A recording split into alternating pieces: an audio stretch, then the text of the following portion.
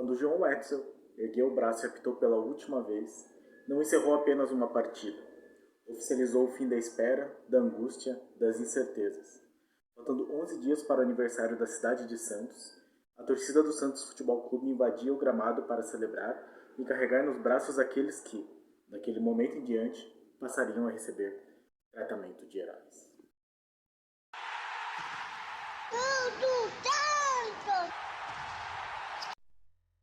Saudações alvinegras, pessoal! Esse é mais um vídeo dos meninos de Fora da Vila. Eu sou o Danilo, dando boas-vindas a vocês de novo para mais um episódio do Literatura Fantástica, a série aqui do nosso canal que fala sobre livros que tratam da história do Santos Futebol Clube, de casos do Santos Futebol Clube, que tem o Santos Futebol Clube, aí como uma de suas temáticas. Tem um vídeo bem recente aqui do nosso canal em que eu falo sobre a Santos Box e como ela foi importante para eu dar início a essa série, porque com certeza eu teria conteúdo aí para um bom tempo para falar sobre o Santos Futebol Clube, já que mensalmente a Santos Box lança um livro tratando de algum ano ou algum período específico da história do Santos. E o primeiro que na verdade o único que eu adquiri de verdade, é esse aqui, 1955, És o Leão do Mar, de Paulo Rogério, e é sobre ele que eu irei falar hoje aqui no nosso Literatura Fantástica. Primeiro falar então um pouco do livro em si, né, da estrutura do livro. Ele tem elementos muito interessantes, que é, como eu já disse, a capa dura, a marca aqui da Santos Box, então ele é uma edição muito exclusiva de quem adquire o kit, né? Não é um livro que já tenha sido comercializado antes. Ele tem uma proposta que parece ser de ser mesmo um item de colecionador, então a pessoa que conseguir ir adquirindo as outras Santos Box vai ter vários livros nesse mesmo modelo, então capa dura, o ano, a lombada aqui com o ano e o título do livro, e é uma produção muito bem feita na questão de desenho, pelo menos do lado de fora a capa é muito bonita, tem aqui a foto do jornal, né, do título paulista de 1955. E aí uma coisa que eu falei no vídeo e que eu acho muito interessante da Santos Box é dar esse destaque muito grande para títulos que às vezes passam um pouco despercebidos ou que não tenham tanto de profundidade. 55 é um ano muito importante porque é o ano em que o Santos quebrou os 20 anos de jejum aí, desde o título de 35, que foi o primeiro título paulista da história do Santos. E às vezes as pessoas só lembram como o primeiro título da era Pelé, apesar do Pelé não ter jogado nesse ano. Então as pessoas normalmente colocam tudo no mesmo balaio. O Santos também já ganhou o título de 56, e aí o Pelé estreou em 57, começou aquela máquina, né, o melhor time de todos os tempos da história do futebol mundial. E aí todos esses títulos paulistas acabam sendo meio que esquecidos, você não tem a história dos jogos deles, os momentos que passaram, né? Que o Santos passou, que os torcedores passaram nessas conquistas. Então é muito interessante que tenha essa proposta de um livro para cada período. Eu já sei que os outros períodos são um pouco mais conhecidos, né? Os outros livros, então 78, 84, 2002. E aí eu valorizo muito esse trabalho do Paulo Rogério aqui para fazer o ano de 1955 e da Santos Box por ter buscado esse ano para ilustrar aqui e compor a coleção. Uma coisa que eu, já fazendo aqui uma pequena crítica, mas o que poderia ter é uma pequena biografia do autor. Eu não achei, não tem aqui, e aí eu tive que procurar, meter um Google para achar o Paulo Rogério. Parece que ele escreveu um outro livro chamado 2002, de Meninos a Heróis, se eu não me engano é isso. Inclusive eu acho que eu tenho ele, então possivelmente eu falarei dele no futuro próximo. Mas fica aí a minha sugestão de ter uma notinha, talvez uma orelha, assim, falando do autor. Falando da diagramação do livro, o livro tem um papel um pouco mais bem acabado, assim, não é um papel muito simples. Ele tem muitas ilustrações com os recortes dos jornais da época e charges, então é muito interessante para situar o leitor naquele período. Então aqui nós temos um recorte de jornal com as manchetes da época, e é muito interessante para quem gosta disso. Você pode ler como é que era naquele período uma notícia esportiva, né? Um relato de uma partida. Então eu acho muito interessante. Aqui, ó, placar de justo. Então o que a gente hoje chama de placar final era placar de em 1955. Acho muito interessante. Tem aqui, deixa eu achar aqui umas charges. Aqui, ó, tem uma charge também de um jogo contra a Portuguesa. Então você tinha o goleiro da Portuguesa, o Cabeção, e o Elvio, colocados como rivais, destacando como eram fortes as defesas. Bom, ponto positivo, acho muito legal.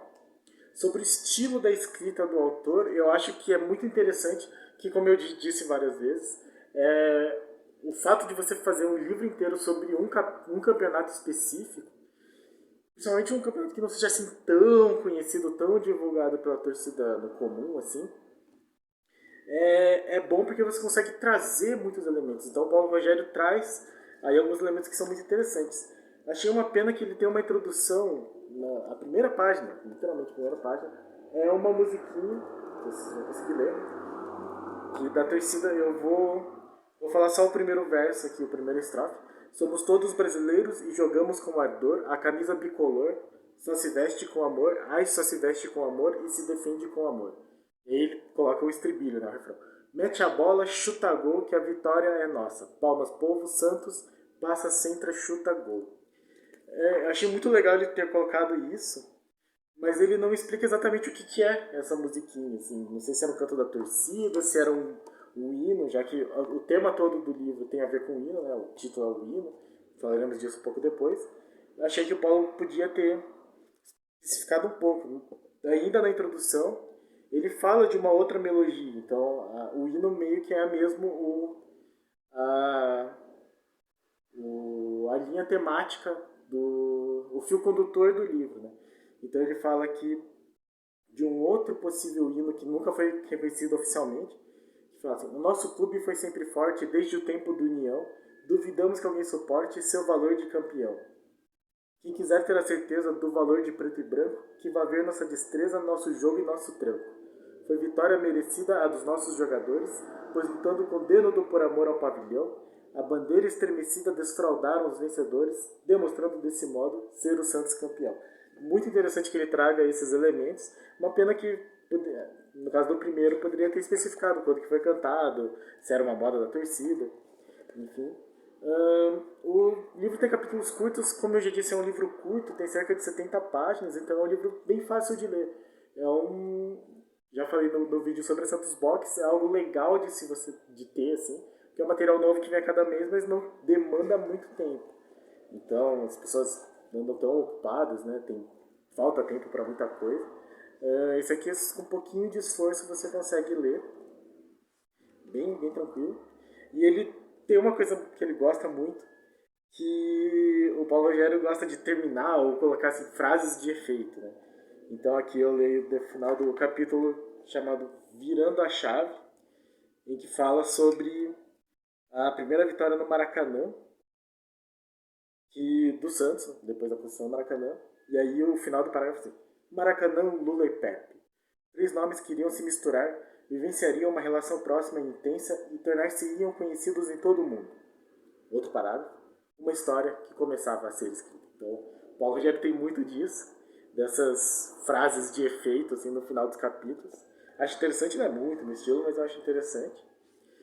E uma outra coisa que eu queria colocar é que ele gosta de trazer anedotas, assim, anedotas não no sentido de piadas, mas no sentido de causos, né? Coisas que aconteceram na época. E isso eu acho muito legal para contextualizar o leitor do que acontecia no período, né? Então tem um capítulo assim, por exemplo, permite que você saiba muitas coisas diferentes, muitas coisas novas. Eu não sou assim um cara que eu estudei relativamente bastante, mas não no livro do Guilherme Guarchi, assim, que é o grande historiador do Santos. Então eu não sei tudo o que aconteceu na história do Santos. E principalmente desses anos, dessas temporadas que não são tão celebradas, você sabe quem foi o resultado do último jogo, o adversário. Se você estudar um pouco mais, você sabe quem marcou os gols. Mas não o que aconteceu durante o campeonato inteiro. Então tem um capítulo aqui chamado Crustáceos e Arrecifes, que ele introduz falando que no jogo contra o Guarani, a torcida do Santos levou o Ciris para arquibancada, assim, da arquibancada visitante. E aí ele tem até um parágrafo bem humoradinho, assim, que ele fala que a torcida do Guarani ficou surpresa, né? E aí fala, definitivamente, encontrar seres vivos não estava nos planos. Primeiro, porque os crustáceos não teriam condições físicas para percorrer os mais de 170 quilômetros que separam Santos de Campinas. Segundo, pela falta de razões biológicas. A cidade onde os animais estavam fica no interior, bem longe do mar, habitat natural deles. Terceiro, porque não havia, na história, qualquer registro de ciris que se interessassem por partidas de futebol ou mesmo que torcessem para algum time. Certamente os ciris são cientistas, porque eles são do mar. Mas aí ele fala que a torcida do Santos foi pregar uma peça na torcida do Guarani e levou o ciris bastante bem humorado. Tem um outro caso aqui interessante. Da mesma maneira que o estilo dele é de colocar frases de efeito no final dos capítulos, ele introduz os capítulos assim com algum tipo de quebra-gelo. Então, teve o do Ciris, tem um que ele vai falar sobre uma calmaria que aconteceu antes de um momento muito difícil do Santos no campeonato. E aí ele introduz com o histórico do tsunami de 2004. E aí ele fala que da mesma maneira como aquele tsunami foi precedido de uma calmaria que acabou devastando todo mundo e que ninguém conhecia, ninguém tinha visto aquele fenômeno, o Santos, da mesma forma, teve um momento assim bastante calmo no campeonato que foi precedido de um momento bastante difícil. E esse momento, no caso, foi o jogo contra a Portuguesa. Então, mesmo os momentos ruins são retratados aqui. A Portuguesa, no caso, meteu 8-0 no Santos. Bastante duro. E aí tem uma coisa que eu também gosto bastante, que é a questão das contextualizações históricas. Então, um dos capítulos, que é o capítulo das últimas rodadas já, o Santos prestes a ganhar o título, que depois, com algumas derrotas, vai acabar se tornando algo mais tenso, ele fala sobre a questão da TV Tupi, que foi fundada pelo Assis Chateaubriand, que é um cara muito estudado assim, dentro da evolução da TV no Brasil. E aí ele começa assim, o capítulo falando TV Tupi 80 quilômetros na frente. E dá a entender, assim, ele não escreve explicitamente, mas eu imagino que tenha sido isso, porque a Tupi fez a primeira transmissão de uma partida de futebol fora do território da capital paulista. Então a TV Tupi e a TV Record já estavam fazendo transmissões de jogos de futebol dentro transmissões de TV de dentro da cidade de São Paulo, mas a TV Tupi foi a primeira a fazer uma transmissão de fora da cidade de São Paulo para a cidade de São Paulo. E isso foi um jogo do Santos, lógico, o Santos líder do campeonato, ia receber o Palmeiras, e é por isso que a TV Tupi meteu esse slogan. TV Tupi, 80 quilômetros na frente, que são os 80 quilômetros que separam Santos de São Paulo. Então, muito interessante alguns elementos que ele traz aqui. Uma outra coisa que eu vou observar, que eu acho que ele poderia ter trabalhado um pouco mais, mas me deu uma ideia para fazer um vídeo no futuro, ele traz a questão da numeração do Santos ser diferente. Eu não sei se vocês sabem, eu vou falar isso depois, deixa eu só achar onde é que tá a página aqui. Eu levei muito tempo para descobrir, a maioria dos torcedores acaba sabendo, mas eu não fico acompanhando a numeração de camisa dos outros times. E eu sempre torci pro Santos, então eu sempre soube as regras de numeração das camisas do Santos. Então o lateral direito usa 4, o lateral esquerdo usa 3, os zagueiros são 2 e 6, 5 e 8 são volantes, 10 é o meio de campo, às vezes o 11 também, 9 e 7 são atacantes. Né? O Santista meio que sabe disso. E pra mim todo mundo era assim. Eu levei muito tempo pra descobrir. E aí ele fala sobre isso. Hoje em dia eu já sei. Eu acabei descobrindo que só o Santos tem essa regra de numeração. Todos os outros times têm um outro padrão. E aí ele fala aqui que desde a adoção da numeração, O futebol brasileiro condicionou a camisa 1 ao goleiro e nos setores de defesa, o lateral direito vestiria a 2, os zagueiros seriam 3 e 4 e o lateral esquerdo seria reconhecido pela camisa 6. No Santos não. Então ele fala sobre isso. Eu já ouvi algumas explicações, eu nunca entendi direito. Então eu pretendo fazer aí um vídeo no futuro falando sobre essa questão da numeração das camisas. E então muitas coisas legais, assim, muitos causos, né, muitos momentos assim sobre a história do Santos. E aí eu vou terminar, quer dizer, eu vou terminar não, eu vou ler um trecho da conquista do título, que foi o que em que ele mostra também, ele relata como que foi essa festa, né? Foi um pouco depois do final do ano, foi no comecinho do ano, acho que até fevereiro, deixa eu ver se tem a data aqui, 15 de janeiro. Então 15 de janeiro foi o título do Santos. E aí ele relata como que foi a partida, então também é bom, porque as partidas têm bastante descrição, fala sobre vitórias, derrotas, enfim. E nesse caso o Santos precisava da vitória contra o Taubaté, era pontos corridos nessa época, então precisava da vitória contra o Taubaté para que fosse campeão direto. Se empatasse, o Corinthians, como tinha vitória, chegaria no Santos e forçaria um jogo extra para decidir. Se perdesse, o Corinthians era campeão. Então, o Santos ganhou, marcou o primeiro gol e tomou empate no começo do segundo tempo. Empatou a partida, colocou naquele momento o Santos para disputar uma partida extra com o Corinthians e fez a Vila Belmiro inteira prender a respiração por 11 minutos. Os otimistas olhavam para o relógio e queriam haver tempo hábil para a vitória acontecer, enquanto os menos animados planejavam como seria o duelo decisivo com o Corinthians. Quando Pepe ganhou do zagueiro Manduco e utilizou a velocidade e a ousadia que só um corpo e uma mente jovens conseguem reunir. O ponto esquerdo arrancou, o goleiro Floriano saiu do gol. Um craque experiente tentaria driblar o arqueiro ou colocar por cobertura. Um jovem craque preferiu não só não arriscar, como, ao mesmo tempo, mostrar a todos os presentes uma de suas principais características. Poderia ter avançado mais, mas arrematou um chute com o pé canhoto. Com o destino certo, a bola ganhou velocidade e tornou-se indefensável, estufando as redes do Taubaté e provocando a explosão da Vila Belmiro. Um canhão. O tempo foi passando e o Taubaté não esboçava mais reação. O Santos manteve o pleno domínio e esperou o tempo passar. Quando João Edson ergueu o braço e apitou pela última vez, não encerrou apenas uma partida. Oficializou o fim da espera, da angústia, das incertezas.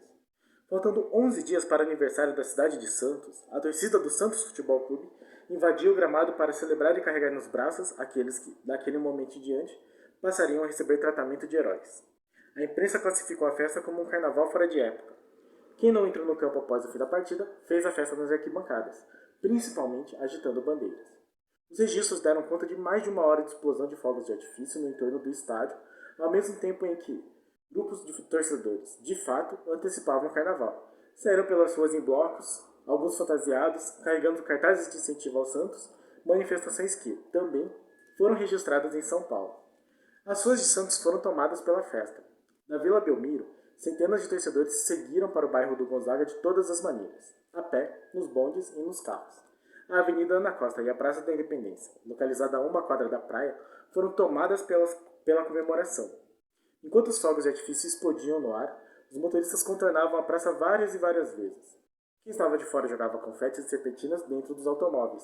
Outros portavam lança-perfumes. Enquanto o gigantesco grupo tomava conta do Gonzaga, outro tanto seguiu para São Vicente, cidade vizinha a Santos, e onde Pepe, autor do gol que sacramentara o título santista, dera os primeiros chutes na bola nos campos de várzea.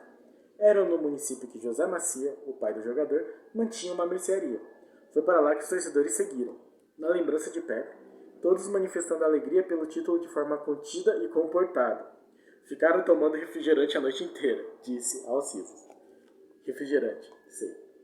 Então é muito interessante você vivenciar um pouco dessa conquista, né, de um momento tão importante da história do Santos. E é legal também porque a gente tem esse relato de uma época em que o Santos ainda não era o Santos que nós conhecemos hoje, né? O Santos ainda não tinha o Pelé, o Santos não tinha conquistado o mundo, O Santos era um time que de fato batalhava para ser reconhecido como um dos grandes. Tinha conquistado o título em 35, mas de 35 para 55 só os três da capital, Corinthians, São Paulo e Palmeiras, conquistaram títulos. Até tem uma declaração aqui do Paulo Machado de Carvalho, que dá o nome ao Pacaembu, falando que ele queria que mais times ganhassem. E olha só como existia o troféu Paulo Machado de Carvalho, que era entregue ao time com sede fora da capital que tivesse melhor campanha. Então o Santos possivelmente ganhou esse troféu, porque o Santos na época não era considerado um dos grandes. Então é muito interessante o tanto que o Santos teve que galgar e que se superar e superar os outros para se tornar um dos grandes do futebol mundial. Então é por isso que eu falo assim, a história do Santos é muito grande. O Santos é o maior time do mundo porque nenhum time teve que sair de tão baixo para chegar ao topo, para chegar acima de tudo. No final do livro tem as fontes bibliográficas, agradecimentos e as fichas técnicas. Então, para quem gosta de procurar dados, informações, é bem legal. Tem as escalações, autores dos gols, que eu de sempre. E ele termina fazendo uma homenagem muito legal ao Jair Rosa Pinto, que seria o maestro do time de 55 para frente. Coloca aqui uma declaração de um jogador chamado Edson, que falou que é muito importante a vida dele, a presença do Jair no time. E ele fala e dedica o capítulo para o Leão do Mar. Para quem não sabe, o Leão do Mar, a música que ficou conhecida como o hino do Santos por muito, muito, muito tempo, ele foi composto como uma marchinha em comemoração a esse título. E foi composto, inclusive, por dois palmeirenses. Eu não sabia disso. Eu sempre soube o nome deles, mas eu não sabia que eles eram palmeirenses. Eram Manjeri Neto e Manjeri Sobrinho. Na minha cabeça, eram torcedores do Santos que fizeram uma música pro time. Na verdade, não. Eles eram compositores de jingle já muito famosos. E eles criaram músicas como a música do Jânio Quadros, o Varre Varre Vassourinha, Varre Varre a Bandalheira, que meio que foi a música da campanha do Jânio que levou ele a ser eleito. Também a música da Varig, então muito interessante isso. E aí só depois, em 57, que o filho do Modesto Roma, que eu acho que é o pai do Modesto Roma, ex-presidente, que está na justiça aí, o Modesto Roma pai, ele era o vice-presidente do time nessa época, e o filho dele compôs os versos que hoje são conhecidos como o hino oficial do Santos Futebol Clube. Segundo o livro, só em 96 eles se tornaram o hino oficial. Então é muito interessante, eu achei que ele era o hino oficial desde 57, mas ele simplesmente não era conhecido. Então, esse é o 1955, o primeiro livro da Santos Box aqui na nossa série. E quero terminar então com esse que é o hino do Santos Futebol Clube, que é mais conhecido até hoje, apesar de eu gostar mais do hino oficial. Foi composto por palmeirenses e se tornou aí o hino mais conhecido do Santos. Muito obrigado aí a todos que assistiram aí. Espero que tenham gostado, espero que continuem lendo, procurando livros do Santos Futebol Clube. Se tiverem sugestões de livros do Santos que vocês queiram ver em uma resenha e que seja relativamente fácil de conseguir na internet, deem um toque, me avisem, tenho muito interesse. E no mais, curtam, compartilhem, deixem o seu like, se inscrevem no canal, deixem um comentário e pra cima deles!